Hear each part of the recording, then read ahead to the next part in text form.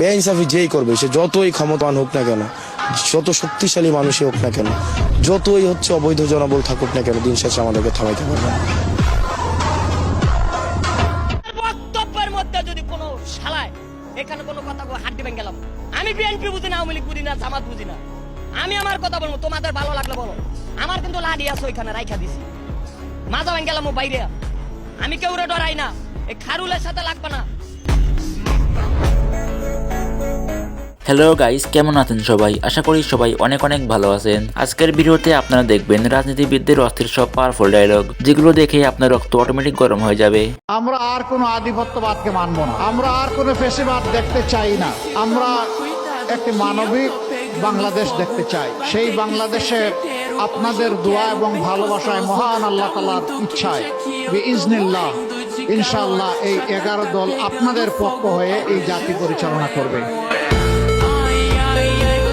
খেলা হবে, দেখি কেমন খেলা খেলতে পারে। মেরে ফেলবেন, এক হাতিকে মারা গিয়েছে, লক্ষ হাতি আসলে দাঁড়াবে। আপনিও যদি আমাদের সাথে সব ভাইরাল ডায়লগ একসাথে উপভোগ করতে চান, তাহলে ভিডিওটি শেষ পর্যন্ত দেখার অনুরোধ রইল। তো গাইস, ভিডিওতে লাইক এবং চ্যানেলটি সাবস্ক্রাইব করে দেখতে থাকুন পুরো ভিডিও। তো চলিয়ে শুরু করতে হ্যাঁ। তো গাইস, প্রথমে দেখবেন তারেক রহমানের টিকটক, ফেসবুক, ইউটিউব কাঁপানো অস্থির একটি বক্তব্য। আজ বিএনপির প্রতিজ্ঞা দেশের মানুষের কাছে, আসুন আমাকে ভোট দিতে হবে এমন কোনো কথা নেই। আপনার ভোট আপনিই দিবেন, যাকে ইচ্ছা আপনিই দিবেন, কিন্তু আমার হাতকে আপনি শক্তিশালী করুন, আমাকে সহযোগিতা করুন, যাতে আমি আপনার ভোটের অধিকার প্রতিষ্ঠা করতে পারি। তারেক রহমান দেশের প্রধানমন্ত্রী হওয়ায় কে কে খুশি হয়েছেন অবশ্যই কমেন্টে জানিয়ে দিয়েন। তো গাইস, এরপর দেখবেন আপনার আমার সবার প্রিয় হাসনাত আব্দুল্লাহ রক্ত গরম করা একটি বক্তব্য। আমাদেরকে মেরে তারপরে যে কোনো সিদ্ধান্ত বাস্তবায়ন করতে হবে। We are open to kill. Hasnat Abdullah, যিনি তরুণদের মধ্যে বেশ পরিচিত, বিভিন্ন সামাজিক যোগাযোগ মাধ্যমে তাকে নিয়ে প্রায়ই আলোচনা করা হয়। আদির মৃত্যু নাকি একটি বিচ্ছিন্ন ঘটনা।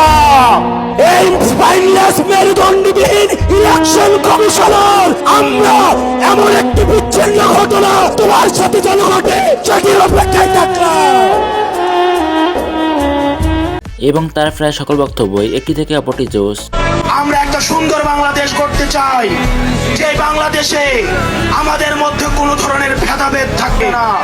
এদেশে কামারের ছেলে প্রধানমন্ত্রী হবে, কুমারের ছেলে প্রধানমন্ত্রী হবে। এদেশে যোগ্যতার ভিত্তিতে এদেশে নেতৃত্ব উঠে আসবে। আগামী নির্বাচনে যেই দল নির্বাচনী ইশতেহারে আওয়ামী লীগের বিচার নিয়ে স্পষ্ট ঘোষণা দিবে না, আমরা তাদেরকে বয়কট করব। যদি সব রাজনৈতিক দল মিলে করে, তাহলে ভোট ওইকে দেওয়া হবে না। তো গাইস, এরপর দেখবেন জামাতে ইসলামীর আমির doctor Shafiqur Rahman. I only care আল্লাহ সুবহানাহু ওয়া তাআলা। আমি আল্লাহ ছাড়া কাউকে কেয়ার করি না। আমি আসব, আমার বিরুদ্ধে মামলা হবে, আদালতে দাঁড়াবো, স্পষ্টভাবে চিৎকার দিয়ে বলবো আমি টোটালি নিষ্পাপ, নিরপরাধ। ডক্টর শফিকুর রহমান, যিনি নীতি এবং আদর্শের কথা বেশি বলে থাকেন, যার কারণে দেশের অনেকে তাকে পছন্দ করেন। আমি আপনাদেরকে কথা দিচ্ছি, আপনাদের সমস্যা নিয়ে আমার কাছে পয়সা খরচ করে যেতে হবে। আমি এবং আমার নিয়োজিত লোক আপনাদের কাছে আসবে পয়সা খরচ করে। যদি আল্লাহ এই পর্যায়ে আমাদেরকে দায়িত্ব না দেন, আমরা মনে করব আমাদের বিরাট ঘাটতি আছে, ওটা আগে পোষাতে হবে। আল্লাহ হয়তো আমাদেরকে ঘাটতি সহ এই দায়িত্ব দিতে চান। তো গাইস, আপনি যদি ডক্টর শফিকুর রহমানকে পছন্দ করেন, তাহলে অবশ্যই কমেন্টে জানিয়ে দিন। এরপর রয়েছে জনকল্যাণ পার্টির চেয়ারম্যান খায়রুল দেওয়ান, যাকে মোটামুটি আপনারা অনেকে চিনেন। আমি কেউ ভয় পাই না, এনসিপি রে ভয় পাই না, জামাতকে ভয় পাই না, বিএনপির মতো বড় দল করে আমি ভয় পাই না। না, আওয়ামী লীগ হাসিনার এই ডরাই নাই, বিএনপির ডরাম আমি। আমি কিন্তু এই দেশের মাফিয়া ডন, আমাকে ভয় দেখাবেন না। রাষ্ট্র এই যে সেনাপ্রধানকেও বলছি, আমাকে ভয় দেখাবেন না। আমি আন্তর্জাতিক লোক, বাইডেন ওবামার লোক। আমার জাতিসংঘ থেকে প্রতি মাসে মাসে কিন্তু আমার এখানে ওই যে রাষ্ট্রদূত আপনাদের কথা শুনবে না, রাষ্ট্রদূত কিন্তু আমার সাথে যোগাযোগ করে। মাঠের রাজনীতি এবং বক্তৃতার জন্য মিডিয়াতে মোটামুটি সে ভালোই পরিচিত। আমার দল নিবন্ধন হবে না, আমি রানিং প্রধানমন্ত্রী হওয়ার মতন ক্যাপাসিটি রাখি। কিসের নির্বাচন?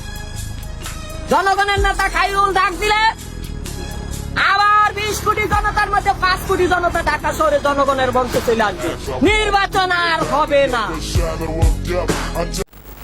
তো যাই হোক গাইস, এরপরে আমরা ঢাকা বিশ্ববিদ্যালয়ের ভিপি সাদিক কায়েমের বক্তব্য রেখেছি। আগামীর বিপ্লব হবে ইসলামের বিপ্লব ইনশাআল্লাহ। আগামীর বাংলাদেশ হবে ইনসাফের বাংলাদেশ। বাংলাদেশ জিন্দাবাদ, বাংলা ইসলামী ছাত্র শিবির জিন্দাবাদ।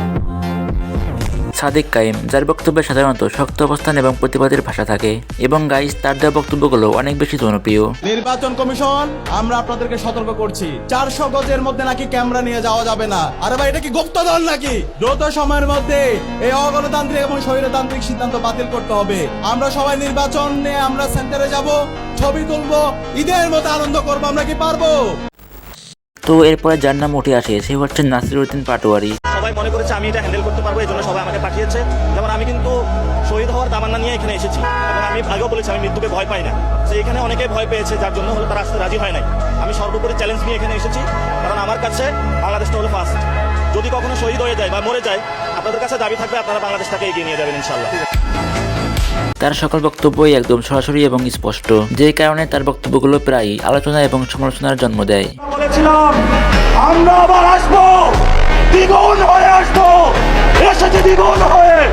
আমাদের ভাইয়ের হত্যার বিচার বুঝে নিতে হবে।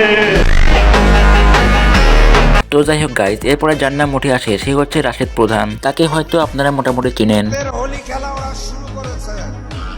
আমরা শান্তি চাই, কিন্তু কথাবার্তা পরিষ্কার। আল্লাহ ছাড়া কারো সামনে মাথা নত করি না। 12 তারিখ ভোট নিয়ে যদি কোনো ঝিনিমিনি খেলা হয়, কাউকে ছাড় দেওয়া হবে না ইনশাআল্লাহ। বিএনপির সাথে কোনো দল নাই, বিএনপি জোট বলে কোনো কিছু নাই। 3-4 জন বামপন্থী নেতা, ওই বামপন্থী বিএনপি বনাম ঐক্যবদ্ধ বাংলাদেশ। তো যাই হোক গাইজ, এরপর দেখবেন টিকটক, ফেসবুক, ইউটিউব কাঁপানো আরো কিছু বক্তব্য, যেসব বক্তব্য দেখে আপনার রক্ত অটোমেটিক গরম হয়ে যাবে।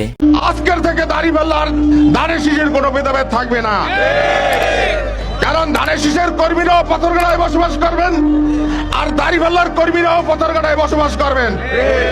তাদের আমরা টেরাসে দেখতে চাই না, কারণ ওনারাও পাথরঘাটার মানুষ, আমরাও পাথরঘাটার মানুষ। আমরা নির্বাচিত হয়েছি, যখনকার শপথ হবে তখনকার শপথে লেখাই থাকবে জনগণের জানের মালের দায়িত্ব এলাকার সংসদ সদস্য। আমি ওই যোদ্ধা নই যে প্রতিপক্ষের হাত থেকে যখন তলোয়ার পড়ে যায় তখন আমি আমার তলোয়ারটা দিয়ে প্রতিপক্ষকে আঘাত করি। তো যাই হোক গাইস, আজকের মতো এই পর্যন্তই। এই ডায়লগগুলোর মধ্যে আপনার কাছে কোনটি বেশি ভালো লেগেছে অবশ্যই কমেন্টে জানিয়ে দিন। দেখা হবে পরে কোনো ভিডিওতে। আল্লাহ হাফেজ।